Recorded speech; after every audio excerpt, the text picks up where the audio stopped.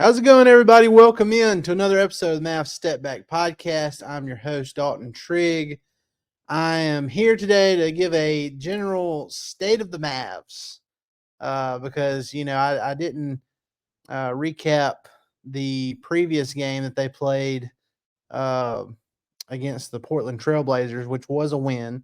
They got a double-digit win in Portland. Wasn't easy because, the Trailblazers had several key guys back that they didn't have the week prior when the Mavs beat the Trailblazers. They had Jeremy Grant back. They had DeAndre Ayton, Malcolm Brogdon. So despite all that, though, and with the Mavs still being shorthanded, they came out with a 131-120 win. Luka had a 40-point triple-double, continues to, make history.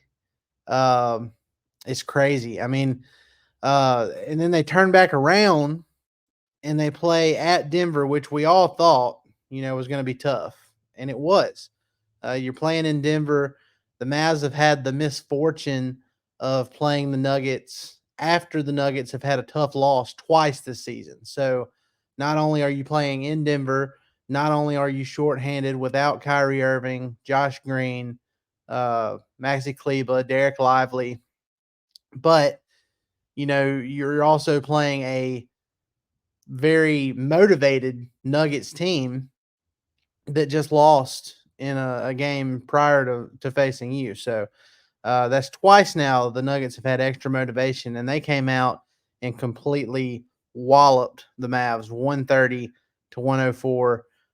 It wasn't because of Luka. Luka was great.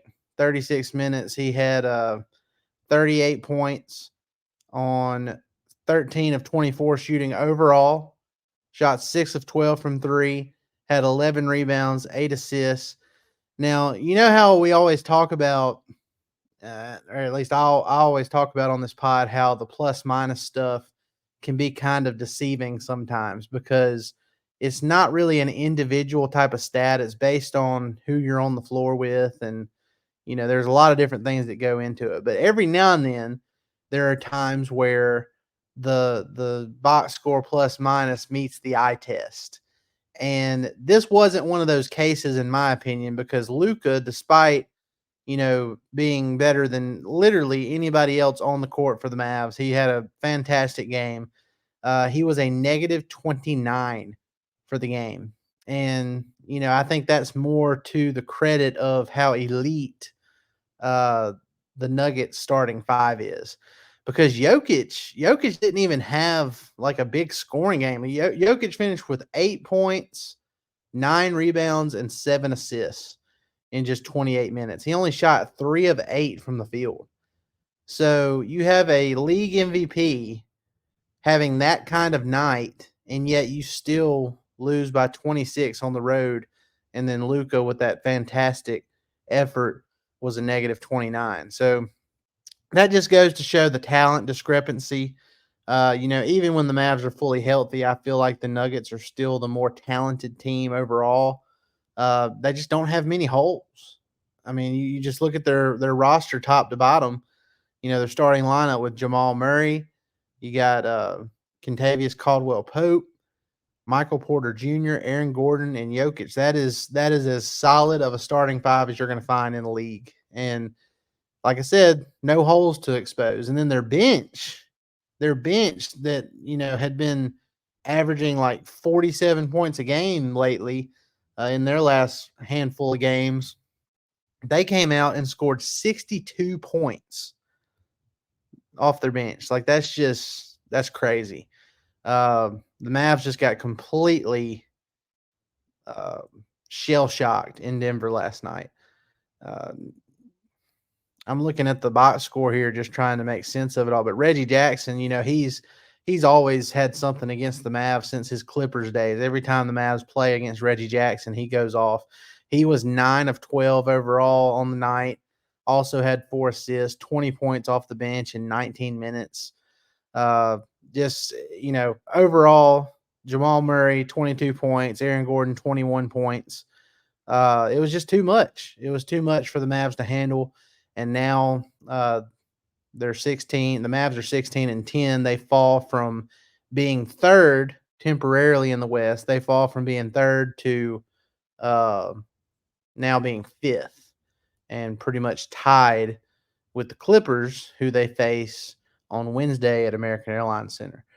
The Denver Nuggets are 18-10 now, so they're still tied with the Nuggets in the loss column, but they've lost both matchups to Denver now, and you know, that could play a big factor come late in the season, depending on how the rest of the season goes with tiebreakers and everything. So we'll have to keep an eye on that. But I said it before the game started that, this was probably, I wrote about it on DallasBasketball.com. This would have been a big, big boost for the Luka MVP campaign. And he still played well. I mean, to almost have half of your team's points, as well as having 10 rebounds and 8 assists, and shooting really well from the field and from three, and to still get completely blown out. I mean, I just don't know what else Luka could have done. It was just a matter of, the team just being completely outmatched. So if Luka had a dud of a game and they got blown out, I'd say it hurts his MVP campaign. I don't think it hurt him last night, but I don't think it helped him either. I think if he could have found a way, if the Mavs could have helped him, his teammates could have helped him pull out a win, it would have been a big boost for his rankings with the national media and everything. But it didn't happen that way. We figured the chances of that happening were slim, given how shorthanded the Mavs are, and given that it's already tough, no matter what the circumstances are playing in Denver. So all those things put together, you figured it was going to be a hard night for Dallas, and it was. A couple more house cleaning things here before we move on to what we're looking forward to in the Clippers game on Wednesday. But uh, something just isn't right with Grant Williams. I don't know what it is. I'm hoping this isn't the norm. I mean, it's just weird vibes coming from his play lately. I don't know if he's hurt.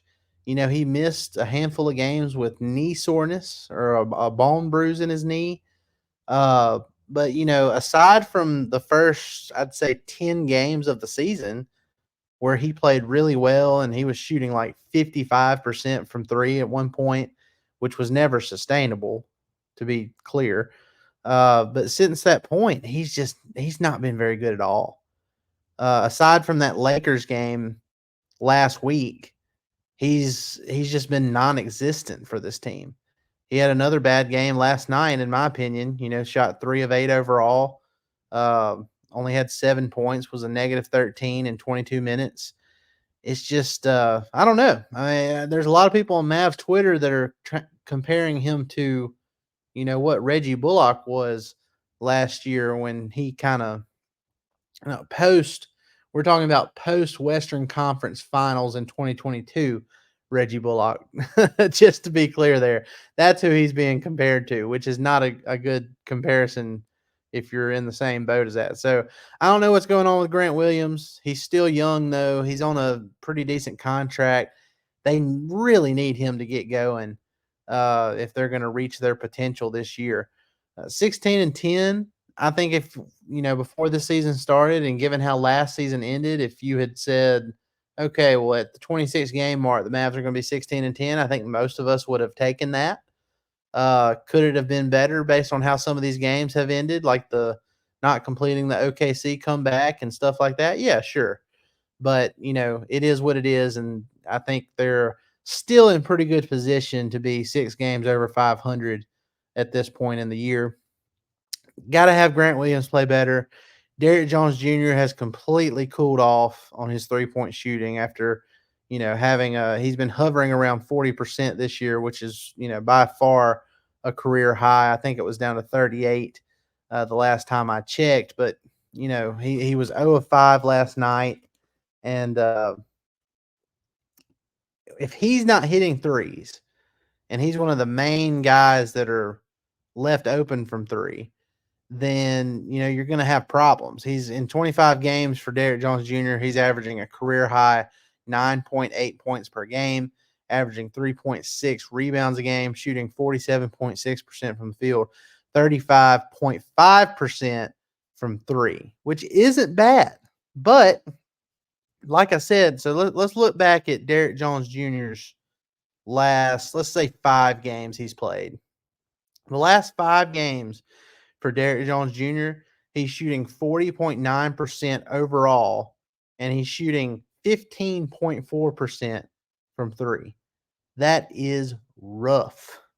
When you're shooting 5.2 3-pointers per game in that last 5-game span, and you're only hitting at a 15.4% rate, that's that's pretty rough. Now, fortunately for the Mavs, during those five games he played, they're still 3-2. So it hasn't really hurt them too much yet because other guys have stepped up. But it's pretty rough right now for the Mavs role players as far as getting those threes to fall. It's especially bad when you're a team that Jason Kidd has basically said we live and die by the three. So when when you take that into consideration and you have guys not firing on all cylinders, you're going to be in trouble. So, and look, going back to Grant Williams too, he has not shot. He's shooting a career, not quite a career low, but he's shooting the worst overall percentage from the field since his rookie year. His rookie year in Boston in the 2019-2020 season, he shot 41.2%. And this year so far, through 23 games played for him, he's at 41.9%. Now, three-pointers, he's still shooting 40% somehow. How? I don't know. I guess when you have games like that against the Lakers where you shoot 7 of 9, it really boosts your 3-point shooting. But let's go back and look at Grant Williams here. 1, 2, 3, 4, 5, 6, 7. Let's go. Okay, so his last 7 games played for Dallas, Grant Williams is averaging, let's see, 30. Over the last 7 games for Grant Williams, he's shooting 32.7% overall, and he's shooting 28.6% from three. That's just not going to cut it. I mean, he got a considerable pay raise over what he was making in Boston. He's supposed to be basically like a Draymond Green light kind of guy, a defensive enforcer. You haven't seen much of that lately from him. He's got to pick it up. I mean, there's no other way around it. Grant Williams, great dude. He's capable. He's shown it many times this season, but he's got to find a way to, snap out of that shooting slump if the Mavs are going to continue to stack wins and stay in the thick of the Western Conference race as far as like having a chance to be a home court hosting first round team. So, we'll see how that progresses. Tim Hardaway Jr. had another struggle night. 3 of 12 overall, 2 of 9 from three, only 8 points. We've seen, for the most part, Tim Hardaway Jr. has been pretty consistent this year. There hasn't been that many letdown games, but here lately in the last week or so, you can tell it's been like there's been an on and off trend with him. And that wasn't the case early on in the season. At least there wasn't games where when he's off, it's like really off, like 2 of 9 or something like that. So he's kind of hit one of those little slumps there. He was good in the Portland game though, so I give him that.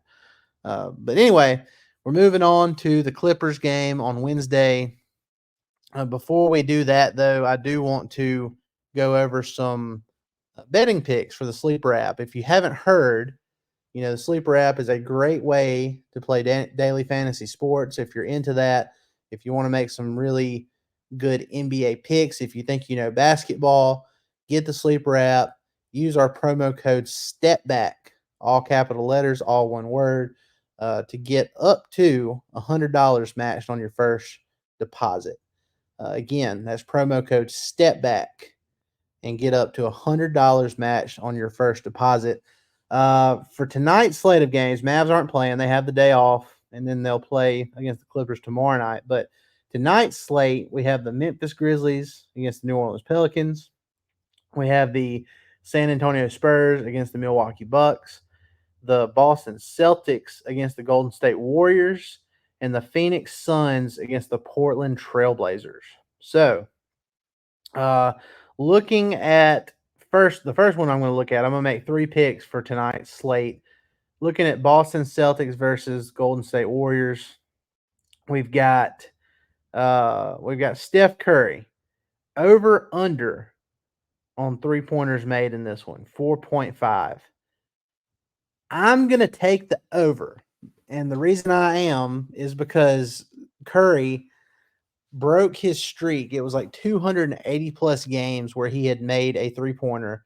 And that wasn't the case in the Warriors' last game. He did not make a 3-pointer for the first time in that many straight games. So I feel like coming off a game where he didn't hit a 3 and he had such a poor offensive performance, I feel like he's going to come out and have a really big one tonight against the Celtics. Now, I don't know if the Warriors are going to beat the Celtics, but I just feel like Curry individually is going to bounce back from that uncharacteristically bad shooting night in their last game. So I'm taking the over on Steph Curry, 4.5 3-pointers made.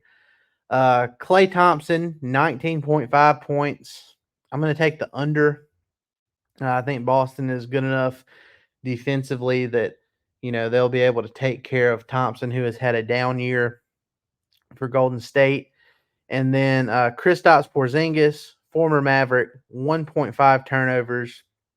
I'm going to take the under on that. I think KP is going to have a clean game in this one.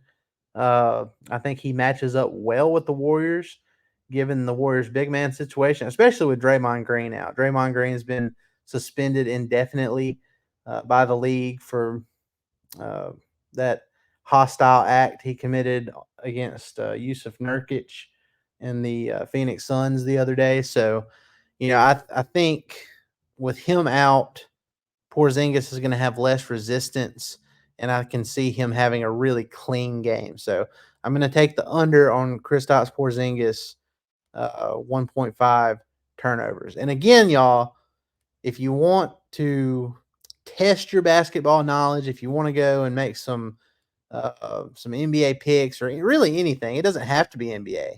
It can be NFL or whatever. But go get the sleeper app. Use our promo code STEPBACK, and again, get up to $100 matched on your first deposit.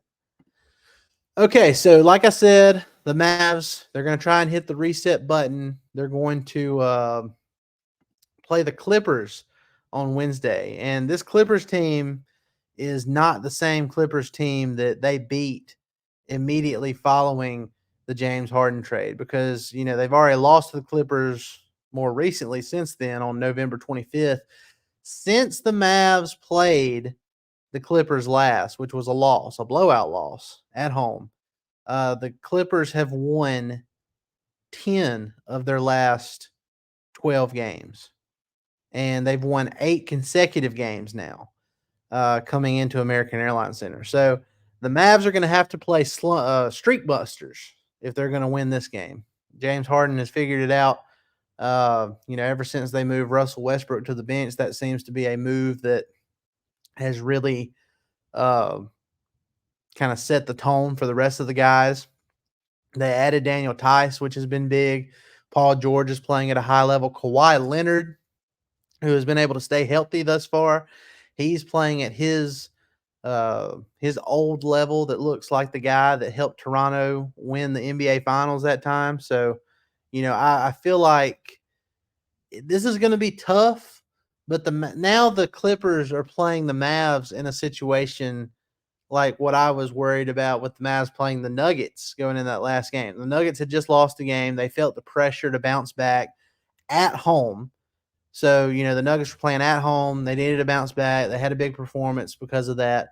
The Mavs were shorthanded, but Luka still had a great game. So I look at it from this other perspective now. The Mavs perspective is like, okay, well, the Mavs just got completely embarrassed, blown out on the road uh, against a team that jumped them in the standings. And now you're playing a team that's essentially tied with you in the standings in the Clippers. playing them at home. They're on an 8-game win streak. You're coming off a disappointing loss. I think the Mavs probably get this one. Uh, Now, am I going to put money on that? Probably not, because the Mavs shooting is so inconsistent, and we don't know if Derek Lively or Kyrie Irving are any closer to making a return. Lively, he tweaked his ankle in that Portland win over the weekend, and he didn't play against Denver. And then Kyrie, he's been out for like the last 5 games, I believe. So we just don't know who all is going to be available. But uh, I do think the Mavs probably at least have a good showing energy wise. And if they can hit enough threes, I could see them ending the Clippers win streak, because it's about time that the Clippers have a loss thrown in there.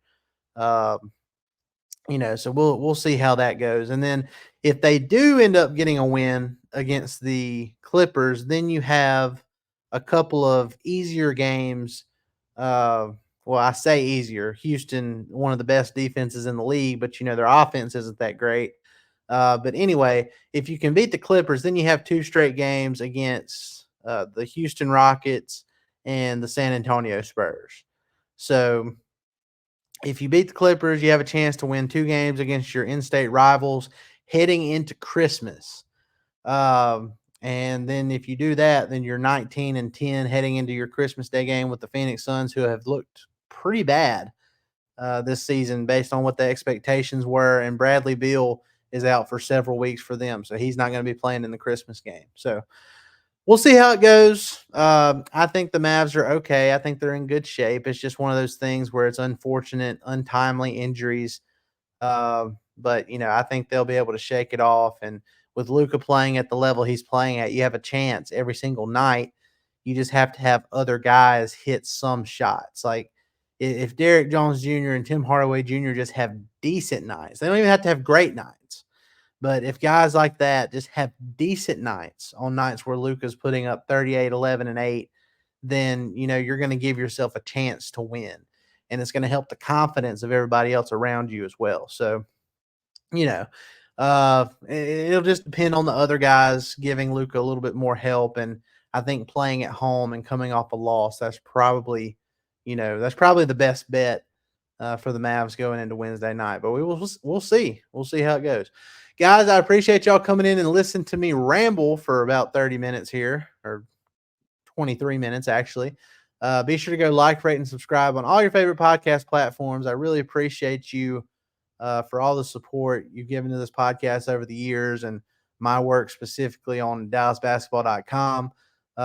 Be sure to go check out DallasBasketball.com for everything involving the Mavs on a daily basis. We have trade rumors, we have game analysis, we have exclusive one-on-ones. My guy Grant Afseth just posted one with Kankar from Denver, who is Slovenian national teammates with Luka, and he talked about Luka's growth as a leader, and all kinds of good stuff there. So go check that out. We've got one with Derek Lively coming here pretty soon as well. And be sure to hit that subscribe button on our YouTube channel.